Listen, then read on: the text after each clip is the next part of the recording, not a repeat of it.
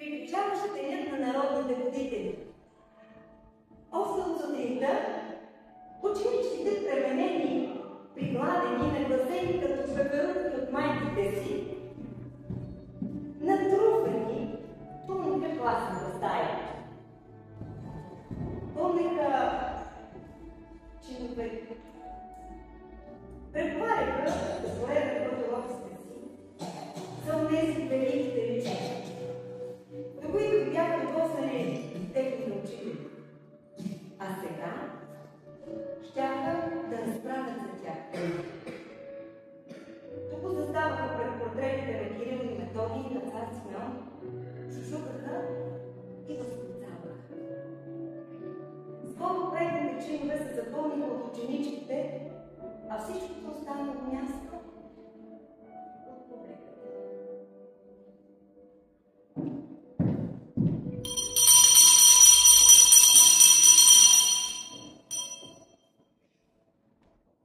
Здравейте, Койче! Кой празник е днес? Денят на народните будители! Я кажи ти, Изабела. Какво знаеш за Васил и Иван Войчев?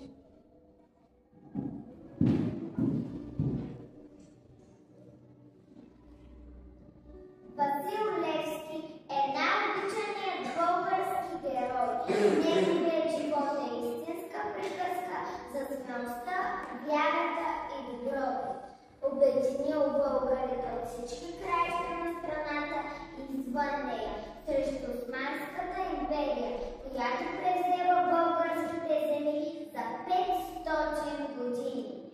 Той бил знаменосец, четник, монарх и революционер.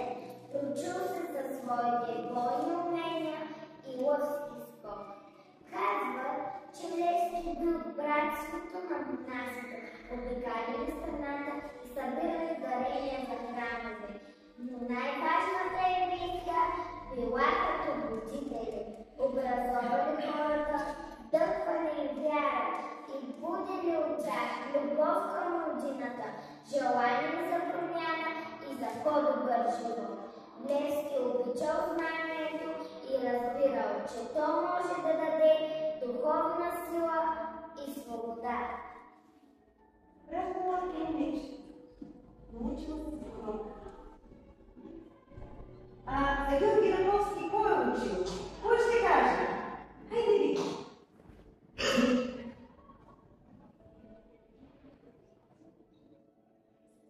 Георги Раковски е посветил живота си на свободата.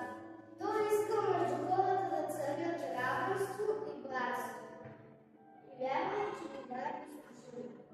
За него е изключителен пункт за познанията, образование и умението му с носят легенди. Раковски събирал информация за българските обичаи, ритуали, култура и вид в книгата Показалец. И така стана първият български етнограф. Написал стачи и книги, с които искал да предаде на българите своя завет, да опазят езика на народните песни, приказките и обичаите си, защото те разказват историята на нашия народ и съхраняват духа на нацията ни. Раковски положи основите на борбата на българското освобождение от османска империя. Той се бори за правото на българските деца да учат в народни училища и народния си език. Брат Виктория, мила ми Анастасия, ти какво ще ни кажеш за Ботов, за Христо Ботов?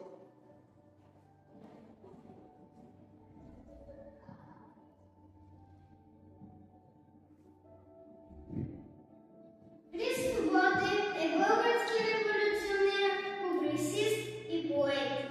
Той е национален герой и един от най-видните възрожденци в периода преди освобождение. Продължава делото на Васил Левски и Георги Раковски. Христо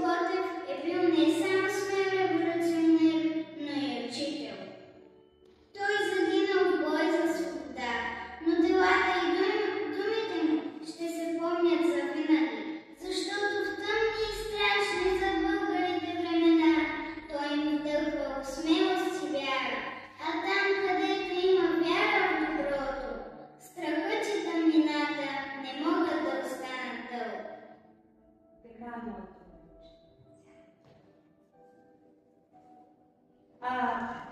Нашето А, Б, кой да учи?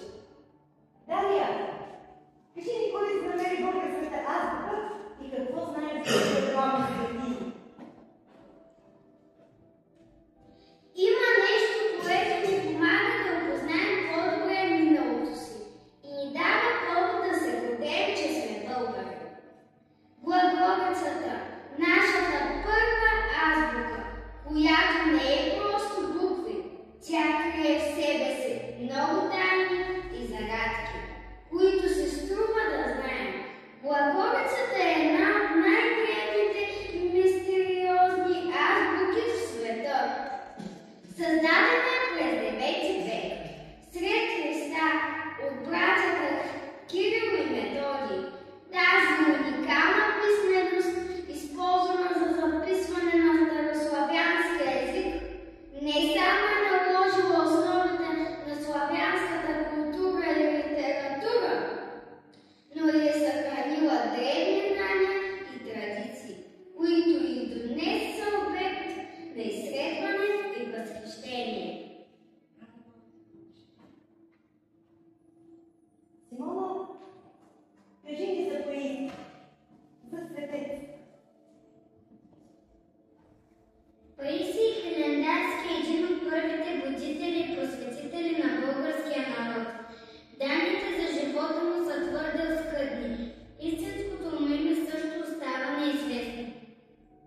Паисий е монашеското му име, а Хилендарски идва от названието на манастира Хилендар, Света гора. Там той постъпва на 23 годишна възраст. Именно в Хилендарски манастир се ражда идеята за написване на история славяно-българска. Книгата, която открива пътя на възрожденската книжнина. Ох, неразумни юроде, поради що се срамиш да се наречеш българин и не четеш и не говориш на своя език? Ти, българин, не се мами, знай свой род и език и учи се на своя език.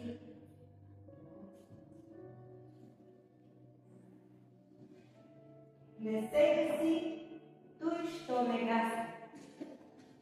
Рая, кой е авторът на тия думи и какво знаеш за него? Иван Вазов. Иван Вазов е български поет и писател и драматург, наричан още патриарх на българската литература. Творчеството му е отражение на две много важни исторически епохи от българската история. Възраждането и периодът след освобождението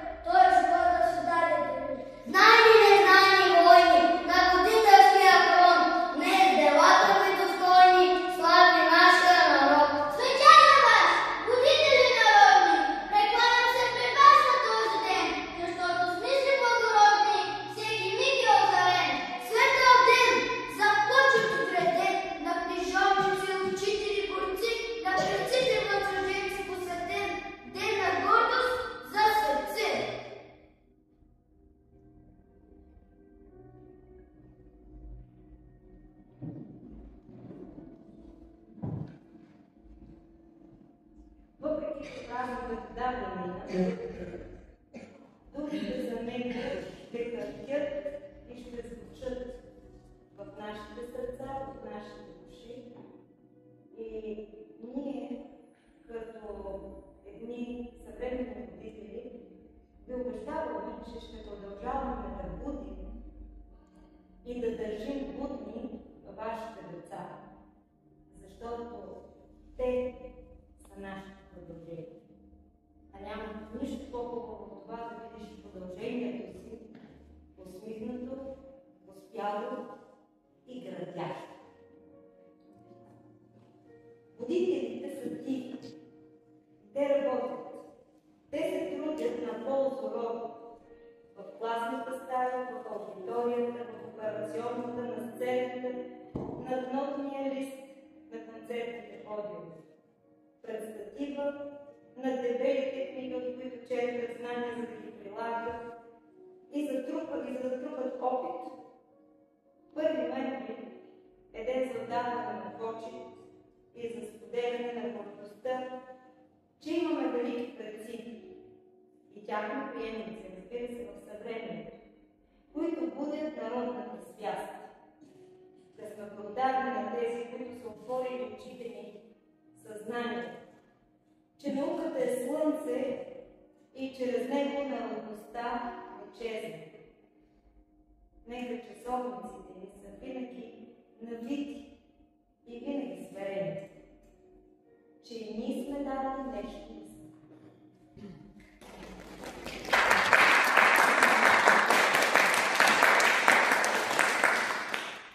Аз, госпожа Стоева, сме изключително благодарни и щастливи. И нашите сърца тръптят от радост, от задоволство и от гордост за това, че имаме такива последователи, такива наследници, които се надяваме да сме пробудили и тази будност да остане за цял живот. Защото знаем, че първият учител е като малко. Това е винаги